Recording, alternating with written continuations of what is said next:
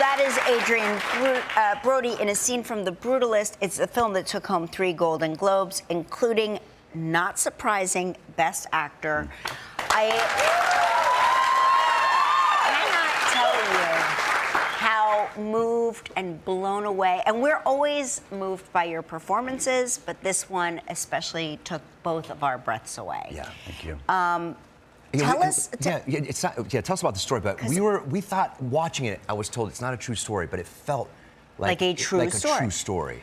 Yes, I mean it is. I mean the unfortunate thing is that Brady Corbet and Mona Fassvold, the writers, and Brady, who directed the film, had really aspired to tell a story about an architect from that time who had made it from the war and immigrated to America, and there unfortunately were none who had survived from that Bauhaus era, and so he set out to tell this story with a fictionalized character.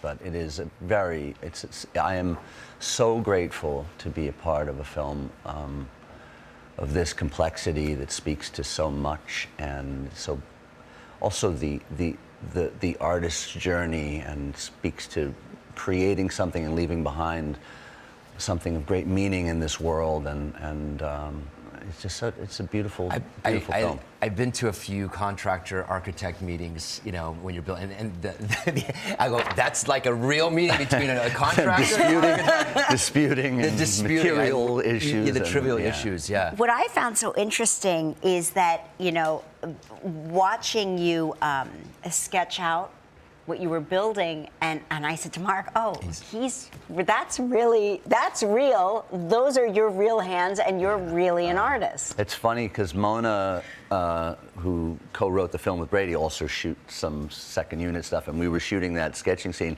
and I didn't recall this, but she just told this story, I think, to my mom, that they were filming, and she said, okay, I think we got it, and whatever. And I said, no, I'm not finished drawing it.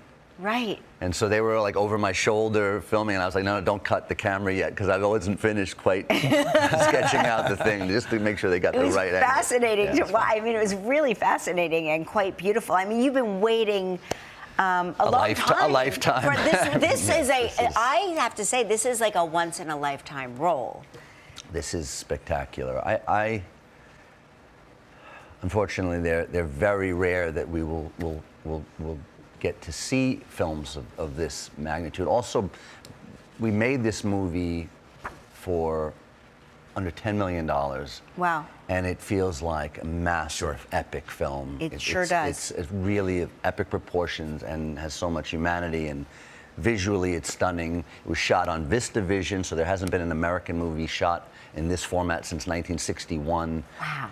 So try and see it in theaters if you can, because it really is a unique experience. And tell me about the beginning when the project was brought to you. Did they have you in mind? Did you have to I believe so. I met with Brady. I read the script, which I was just bowled over by the nuance and the writing is just so wonderful. But it's a multi-decade journey through this character's life, and that is such a gift for an actor, because you have all this time and space to really live with someone and have that shared experience.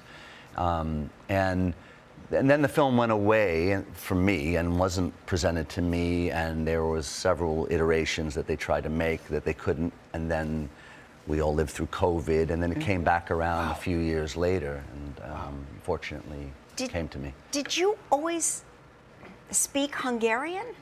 No, but I grew up, my mother and my grandparents, I'm very right for this role for numerous reasons, but my family's, mother's side of my family story is very similar to Laszlo, the character who I portray, and they unfortunately had to flee Hungary during the revolution and emigrated to the United States in the 50s, and it's this very similar journey of leaving war-torn Europe and coming to America and starting a life again. And so it was very familiar in my grandparents' home, but It's just my dad's a New it's Yorker, so and convincing. so we didn't speak Hungarian. It sounded so convincing. It sounded like your native Well, tongue. I loved my grandparents so much, and my grandfather, and his struggles, and his sacrifice and his resilience is very much something I wanted to honor in this character.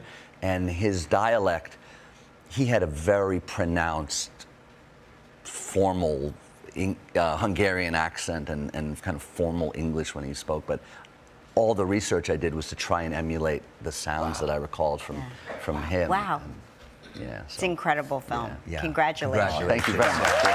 Come back and see us, yeah? The Brutalist is now playing in select theaters, IMAX, and expanding nationwide on January 24th. Coming up next.